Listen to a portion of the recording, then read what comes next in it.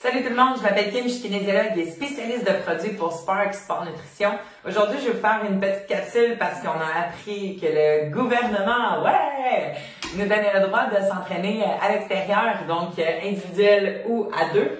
Donc le triathlon rentre dans cette catégorie, ce qui est vraiment génial. Alors aujourd'hui, je vais juste vous faire un petit mais moi je fais du triathlon, qu'est-ce que je peux prendre, manger, etc. Comment j'organise mes affaires. Et là, je vais vous expliquer si vous faites, admettons, un triathlon, donc on a la partie natation, vélo et course à pied. Donc, qu'est-ce que vous faites prendre pour vous alimenter à travers tout ça? Donc, première des choses, il faut bien manger, évidemment. Donc, une bonne alimentation le matin. Bonne alimentation qui combine un peu de protéines et un peu de glucides dans notre corps, un petit peu de calories. Faut gazer, là. Faut remplir notre moteur. Si vous avez déjà de la difficulté à digérer le matin, on peut prendre une protéine en poudre, mais la mélanger avec de l'eau ou avec du lait si on va avoir une petite partie de glucides, ou du yogourt, se faire des crêpes maison, il y a plein de façons, c'est toi qui le sais. On peut prendre une protéine en poudre juste avant. Sinon, un bon déjeuner équilibré, vous connaissez. Ensuite, on embarque au niveau de l'hydratation. Fait que là, dans l'hydratation, vous pouvez prendre avec des sucres. On a déjà une capsule sur les sucres, sucre rapide, sucre lent. Donc, on a une combinaison avec des sucres. On a un petit peu d'électrolytes s'il fait très chaud et si on sue beaucoup.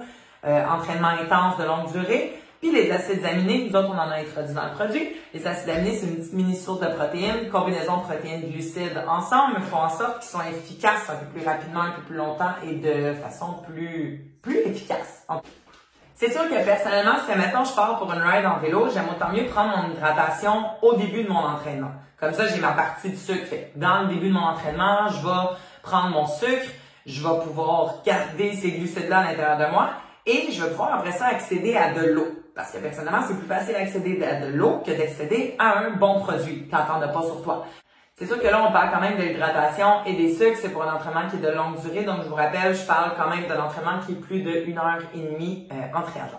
Ensuite, pendant votre entraînement de vélo, on commence à avoir une petite baisse d'énergie. Parce que là, on a nagé, on a fait notre vélo, commence à avoir de la difficulté. Là, on peut sortir les gels. Fait que là, si vous avez déjà des gels avec une compagnie X, go pour les gels. Nous autres, nos gels vont sortir prochainement.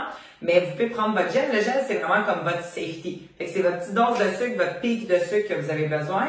Mais votre pic de sucre va vous amener un down par la suite.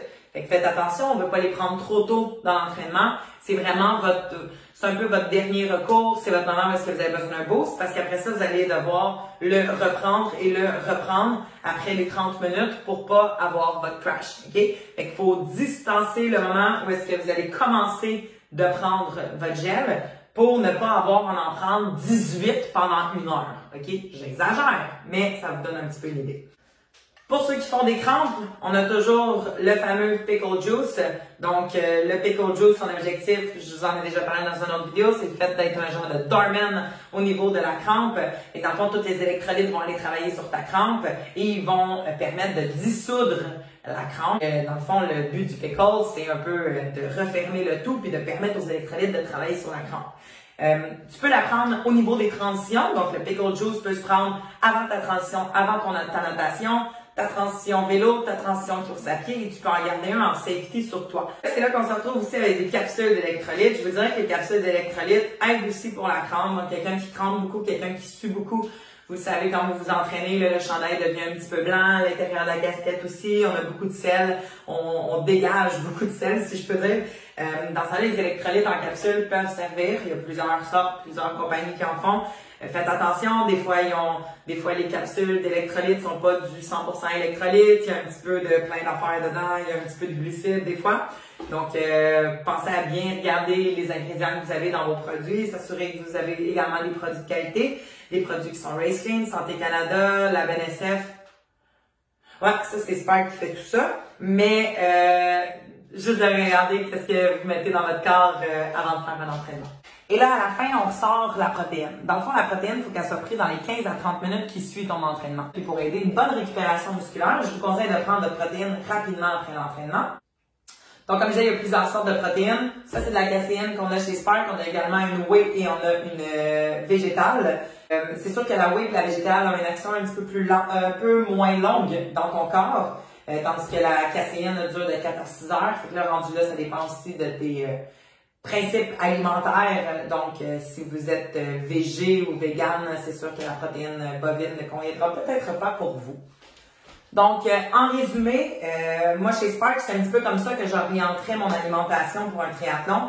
Fait que j'aurais les capsules de caféine le matin si jamais. Donc, c'est 200 mg par comprimé de caféine. Donc, ça remplace un café. Ensuite de ça, j'aurais ma protéine de vanille que je mélangerais, mettons, avec une crêpe ou que je mélangerais dans un shake avec du yogourt et des fruits. Ensuite de ça, j'aurais mes produits hydratation, donc soit le Pro ou le Pro Elite avec encore un peu de caféine. Ça dépend à quel point tu es un peu intense sur le café. J'aurais les safety ici, donc j'aurais mon pickle juice pour les crampes et les électrolytes seuls. Si jamais je suis quelqu'un qui fait beaucoup de crampes. Logiquement, vous vous connaissez, fait que vous savez qu'est-ce que vous avez besoin. Sinon, personnellement, moi, je les garderai en safety. Et je finirai avec une protéine au chocolat dans les 15 à 30 minutes qui suivent mon entraînement. J'aime bien la protéine au chocolat juste mélangée avec de l'eau. Ça serait dans ma manière de supplément dans mon entraînement. Donc évidemment, on a repas équilibré et santé et on a repas équilibré et soutenu à la fin. On se rappelle que c'est des suppléments alimentaires, donc l'objectif c'est d'aller chercher les carences que tu n'auras pas lors de ton entraînement. Alors, j'espère que ça vous a éclairé un petit peu et que ça va vous permettre de bien vous alimenter et d'aller chercher tous les petits manques et toutes les carences. Bon triathlon, on commence à réactiver les choses, on réactive Baby Steps dans le déconfinement. Donc, amusez-vous bien avec la série de triathlon virtuel avec Triathlon Québec et en espérant vous revoir dans des événements ou des petits rassemblements plutôt cet été. Passez une bonne journée!